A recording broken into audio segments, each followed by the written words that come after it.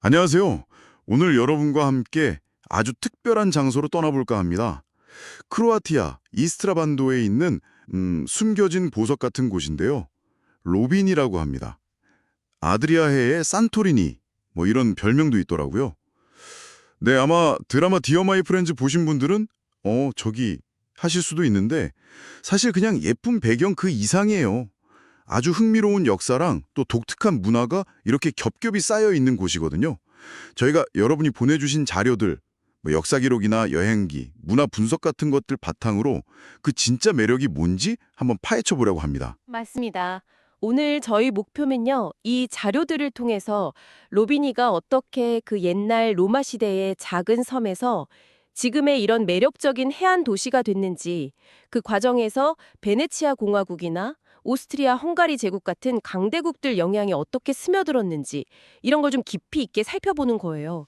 그냥 정보만 쭉 늘어놓는 게 아니라 그 안에 숨겨진 어떤 연결고리나 의미? 이런 걸 좀 찾아서 전달해 드리겠습니다. 좋습니다. 그럼 바로 본론으로 들어가 볼까요? 로비니의 시작부터 한번 보죠. 자료 보니까 로비니가 원래 지금처럼 반도가 아니었다면서요. 네네. 바로 그 점이 로비니 구시가지의 그 독특한 구조를 이해하는 첫 번째 열쇠라고 할 수 있습니다. 1763년에 이제 육지랑 이어지기 전까지는 섬이었어요. 뭐랄까, 자연적인 요새 같은 느낌이었죠. 기록으로는 7세기에 카스름 루빈이라는 이름으로 처음 나오긴 하는데, 고고학적으로 보면 기원 후 한 3세기에서 5세기쯤 그때 이미 도시가 만들어졌던 걸로 보여요. 심지어 더 거슬러 올라가면 선사시대부터 사람이 살았고, 청동기나 철기시대에는 그 히스리족이라고 그리스나 에트로리아 민명이랑 교류했다는 흔적도 나오고요. 아, 로마 제국 때는 좀 평화로웠다가 그 이후에 외부 침략이 잦아지면서 사람들이 이제 본토보다는 좀 더 안전한 섬으로, 그러니까 지금의 로빈이나 뭐 몬스 알바누스, 성 카타리나 성 안드레아 이런 섬들로 이주했다 이런 얘기군요. 근데 흥미로운 게 치사라는 섬은 8세기에 큰 지진으로 가라앉았다는 전설도 있다고요. 네, 그런 이야기도 전해져 내려옵니다. 이야, 아무튼 이 섬이었다는 것 자체가 지금 로빈이 구시가지 그 좁고 막 미로 같은 골목길이랑 높이 솟은 집들 이런 풍경을 만든 근본적인 이유가 됐겠네요. 그죠? 정확합니다. 공간은 한정되어 있는데 사람은 자꾸 늘어나니까 자연스럽게 위로 그리고 아주 빽빽하게 건물을 지을 수밖에 없었던 거죠. 이런 로비니 역사에서 정말 가장 강력한 흔적을 남긴 세력은 역시 베네치아 공화국이에요. 13세기부터 18세기 말까지 거의 500년 넘게 베네치아 지배를 받았으니까요. 와, 500년이요? 어휴, 그럼 뭐 도시 성격 자체가 완전히 바뀌었겠는데요. 근데 베네치아는 왜 이 작은 섬에 그렇게 주목했을까요? 베네치아의 야심은 그거였어요. 북부 아드리아의 전체를 자기들 영향권 아래, 그러니까 베네치아만으로 만들고 싶었던 거죠. 로비니는 그 전략에서 아주 중요한 해상 거점이었고요. 겉으로는 뭐 자치권을 주는 척 했지만 실제로는 소수의 유력 가문들만 시해회에 참여하게 하는 식으로 통제력을 계속 유지했습니다. 자료를 보면 베네치아의 그 상업 중심 경제가 로비니 사회 구조 자체를 바꿔줬다는 게 명확히 보여요. 전통적인 어업이나 농업 말고도 상인, 장인, 선원 이런 계층이 크게 늘어났죠. 그 인구 변화가 눈에 띄던데요. 16세기부터 오스만 제국 위협 피해서 보스니아, 달마티아, 심지어 그리스나 알바니아에서 온 피난민들이 로비니로 막 몰려들면서 인구가 폭발적으로 늘었다는 기록이 있더라고요. 1595년에 한 2,800명이었는데 1775년에는 거의 1만 4천 명 가까이 됐다니 와, 정말 엄청난 변화였겠어요? 네, 맞아요. 그 결과가 바로 오늘날 우리가 보는 그 구시가지 모습입니다. 좁은 골목길 양옆으로 하늘 높이 솟은 집들이 그냥 어깨를 딱 맞대고 늘어서 있는 그 풍경이요.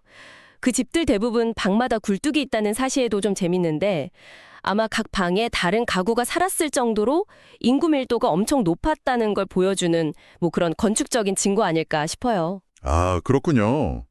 이런 베네치아 시대의 흔적은 건축물에서도 정말 선명하게 나타나죠. 그 구시가지 입구 딱 지키고 있는 발비 아치만 봐도 그렇잖아요. 맞습니다. 17세기 후반에 세워진 그 발비 아치는 그 자체로 베네치아 시대를 상징한다고 볼 수 있어요. 아치 꼭대기에는 베네치아 공화국의 상징, 그 날개 달린 사자상이 딱 버티고 있고요.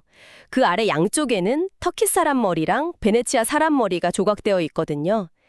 당시 베네치아랑 오스만 제국 사이의 그 긴장 관계, 그리고 로비니가 그 경계선상에 있었다는 걸 보여주는 아주 상징적인 디테일이죠. 그리고 루비니 하면 또 언덕 제일 높은 곳에 있는 성 에우페미아 성당, 센트 에우페미아 바실리카. 이거 빼놓을 수 없죠. 18세기 초에 완성된 베네치아 바로크 양식. 그러니까 그때 베네치아에서 유행하던 화려하고 장식적인 스타일로 지어졌다고 하는데 이 성당에 그 성녀 에우페미아의 석관이랑 관련된 아주 신비로운 전설이 있다면서요. 네, 아주 유명한 이야기입니다. 원래 콘스탄티노플, 지금의 이스탄불에 있던 성녀의 석관이 9세기쯤에 성상 파괴 운동 때문에 이걸 피해서 기적처럼 로빈이 앞바다까지 떠밀려 왔다는 거예요.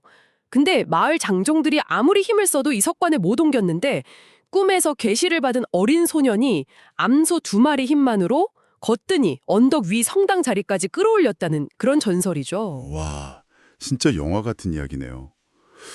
물론 다른 자료에서는 베네치아 사람들이 도시 위상을 높이려고 콘스탄티노플에서 그 석관을 가져왔다. 좀 더 현실적으로 말하면 훔쳐왔다. 뭐 이런 분석도 있긴 하더라고요. 하하, 네.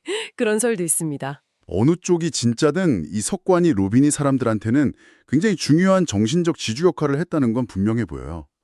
그리고 그 성당의 60m짜리 높은 종탑은 베네치아 산 마르코 광장 종탑을 본떠서 만들었다고 하던데 거기서 내려다보는 로비니 구시가지랑 아드리아의 풍경은 상상만 해도 정말 멋질 것 같아요. 네, 정말 그 풍경은 로빈이 가면 꼭 봐야 하는 필수 코스죠.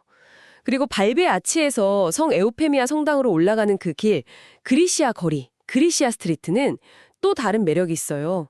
예술가의 거리라는 별명도 있는데 왜 여기에 유독 갤러리나 공방이 많아졌는지도 역사적인 배경이랑 관련이 있습니다. 2차 세계대전 끝나고 나서 여기 살던 이탈리아계 주민들 상당수가 이탈리아로 이주하면서 빈집이 많이 생겼어요. 그때 당시에 유고슬라비아 정부 그리고 나중엔 크로아티아 정부가 예술가들한테 그 빈집을 좀 싸게 제공하는 정책을 폈군요. 네, 맞아요. 게다가 물가도 상대적으로 저렴했으니까 예술가들이 모여들기 딱 좋은 환경이었겠네요. 매년 8월 둘째 주 일요일에는 거리 전체가 그냥 야외 갤러리로 변하는 그리시아 아트페어가 열린다는 전통도 재밌고요. 그렇죠. 근데 이 베네치아의 통치가 항상 이렇게 낭만적인 문화만 남긴 건 아니에요. 자료들을 좀 보면 세금도 너무 높고 무력 제한도 심해서 주민들 불만이 꽤 컸다고 해요. 그래서 밀수도 성행했고 심지어 여러 번 반란 시도도 있었다는 기록이 나옵니다. 18세기 후반에는 베네치아가 직접 군대를 보내서 진압하기도 했고요. 아름다운 풍경 뒤에는 이런 갈등의 역사도 숨어 있는 거죠. 그렇군요. 지배와 저항의 역사가 같이 있었네요. 그러다가 1797년에 베네치아 공화국이 나폴레옹한테 망하고 잠깐 프랑스 지배를 거쳐서 오스트리아 헝가리 제국의 일부가 되면서 로비니는 또 다른 시대를 맞게 되잖아요. 근데 좀 신기한 게 오히려 이 시기에 로비니가 크게 발전했다고요? 네, 그게 좀 역설적이긴 한데 오스트리아 헝가리 제국 아래에서 로비니는 근대적인 도시로 발돋움하는 일종의 부흥기를 맞이합니다. 자료들을 종합해보면 19세기 동안 도시 기반 시설이 정말 엄청나게 좋아졌다는 걸 알 수 있어요. 1816년에 가로등 설치부터 시작해서 학교, 극장, 병원 같은 공공시설은 물론이고 파스타 공장, 시멘트 공장, 담배 공장 같은 산업시설, 심지어 해양생물연구소 1891까지 들어서요. 이게 그냥 단순 나열이 아니라 이 시기에 로비니가 어업 중심의 작은 도시에서 벗어나서 다각적인 기능을 갖춘 근대 도시로 체질 개선을 했다는 의미죠. 특히 1876년에 철도가 연결된 건 정말 결정적이었겠네요. 내륙과의 교류도 활발해지고 도시 발전에도 큰 영향을 미쳤을 것 같아요. 1905년에는 가스 등, 1906년에는 전화까지 들어왔다니 그야말로 눈부신 발전인데요. 구시가지 너머로 새로운 지역들이 개발되기 시작한 것도 이때부터라고 하고요. 이 시기의 발전이 오늘날 로비니의 어떤 생활 기반을 다졌다고 볼 수 있겠군요. 정합합니다. 이 시기를 거치면서 로비니는 이전과는 다른 차원의 도시 경쟁력을 갖게 된 거죠. 물론 그 후 20세기는 또 두 차례의 세계대전을 겪으면서 다시 격동의 시기를 보냅니다. 1차 대전 후에는 이탈리아 땅이 되었다가 2차 대전 후에는 유고슬라비아 사회주의 연방공화국의 일부가 되었죠. 그리고 마침내 1991년에 크로아티아가 독립하면서 지금의 모습에 이르게 된 겁니다. 이 복잡한 현대사 때문에 로비니를 포함한 이스트라반도 전체가 크로아티아어랑 이탈리아어를 같이 공용으로 사용하는 그런 독특한 특징을 갖게 된 거군요. 네, 그렇죠. 단순한 관광 정보가 아니라 이런 역사적 배경을 알고 보면 로비니의 현재 모습이 훨씬 더 입체적으로 다가올 것 같아요. 어떤 유튜브 영상에서도 이스트라반도의 이런 복잡한 정체성을 언급하면서 그게 오히려 매력이라고 설명하더라고요. 네, 바로 그 점이 로비니 그리고 이스트라반도 전체의 깊은 매력이라고 할 수 있습니다. 여러 문화와 역사가 충돌하고 또 융합하면서 만들어낸 아주 독특한 분위기가 있어요. 자, 그럼 이제 이런 깊은 역사를 품은 오늘날의 로비니는 여행자들에게 어떤 경험을 줄 수 있을까요? 많은 사람들이 크로아티아 여행의 대표주자 그 두브로브니크보다 로비니에 더 큰 매력을 느낀다고 하던데 그 이유가 뭘까요? 단순히 그냥 작고 아기자기해서 그런 걸까요? 둘러싸인 웅장하고 거대한 스케일의 아름다움을 보여준다면 로비니는 좁은 골목골목을 막 누비면서 예상치 못한 풍경과 마주치고 또 예술적인 분위기를 느끼는 좀 더 친밀하고 개인적인 경험을 주기 때문일 겁니다. 말씀하신 대로 구시가지 자체가 워낙 작아서 막 서두르지 않고 천천히 걸어도 반나절이면 충분히 돌아볼 수 있다는 점도 매력이죠. 활기찬 만남의 장소인 티토 광장에 있는 그 물고기 든 소년 동상도 어업이 중요했던 로비니의 과거를 상징적으로 보여주는 것 같고요. 맞아요. 좁은 골목길 걷다가 갑자기 시야가 탁 트이면서 눈부신 아드리아해가 확 펼쳐지는 순간 그런 경험 자체가 로비니 여행의 하이라이트가 될 수 있을 것 같아요. 사진 찍기 좋은 곳으로는 아까 얘기 나눴던 성 에우페미아 성당 종탑이나 발비아츠는 물론이고 바닷가 쪽으로 난 작은 골목 끝 어디든 정말 그림 같은 풍경이 기다리고 있을 것 같고요. 시간이 좀 더 있다면 로비니 앞바다에 점점이 떠있는 섬들 있잖아요. 로비니 군도, 로비니 아키펠라고 거기로 짧게 보트 여행 떠나는 것도 좋겠어요. 아름다운 정원이 있다는 카타리나 섬이나 조용히 해수욕하기 좋다는 붉은 선 별명의 성 안드레아 섬 같은 곳들이요. 남쪽에 있는 골든 케이프 공원, 슬라티니랏에서 숲길 산책하거나 자전거 타는 것도 좋아 보이고요. 네, 문화적인 즐거움을 찾는다면 역시 그리시아 거리의 갤러리들을 이렇게 기웃거리는 재미가 쏠쏠합니다. 완성된 작품뿐만 아니라 예술가들이 작업하는 모습도 엿볼 수 있고요. 구시가지 조금 벗어나면 있는 로비니 시장에서는 이 지역 특산물인 트러플 관련 제품들, 뭐 오일이나 페스토 같은 거요. 아니면 질 좋은 올리브 오일, 신선한 과일, 채소 이런 거 구경하고 맛보는 현지 경험도 가능하고요. 좀 더 체계적인 정보를 원한다면 로비니 문화유산박물관에서 로비니의 역사와 예술, 해양 문화에 대해 알아볼 수도 있습니다. 아, 그리고 여행의 큰 즐거움, 먹는 거 이것도 빼놓을 수 없죠. 로비니가 작은 도시에 비해서 미식 수준이 꽤 높다고 알려져 있던데요. 추천 리스트 보니까 정말 군침 도는 곳들이 많더라고요.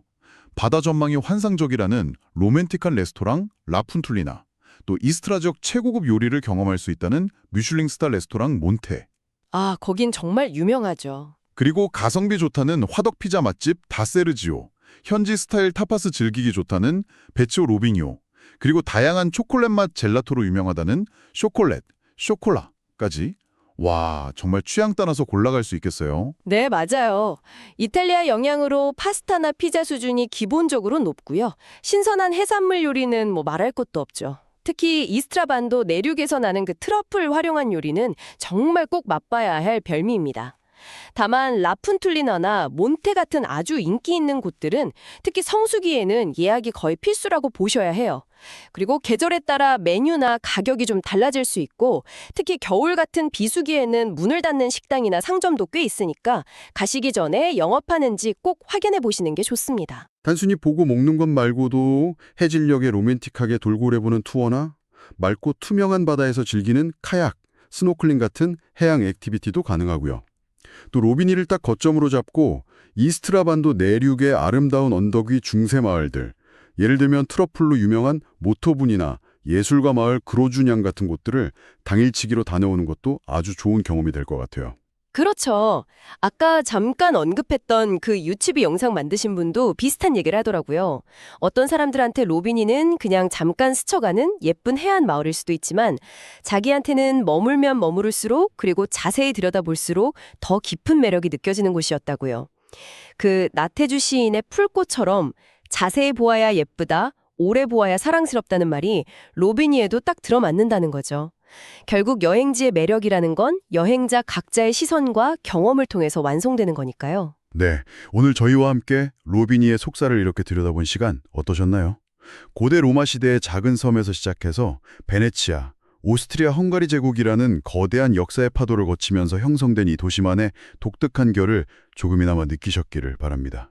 로비니는 단순히 그냥 아름다운 아드리아 해안 풍경만 가진 곳이 아니에요. 그 구불구불한 돌길을 따라 걷다 보면 마주치게 되는 역사의 흔적들, 골목마다 스며 있는 어떤 예술적인 영감, 그리고 여러 문화가 섞여 있는 독특한 분위기까지 그 모든 것이 어우러져서 로비니만의 깊이 있는 매력을 만들어내고 있는 거죠. 피상적인 관광을 넘어서 그곳의 역사와 현재를 함께 호흡할 수 있는 그런 곳입니다. 1763년에 해협을 메워서 물리적으로는 육지와 연결되었지만 어쩐지 로비니는 여전히 섬과 같은 그런 고유한 정체성을 지키고 있는 듯한 느낌을 줍니다.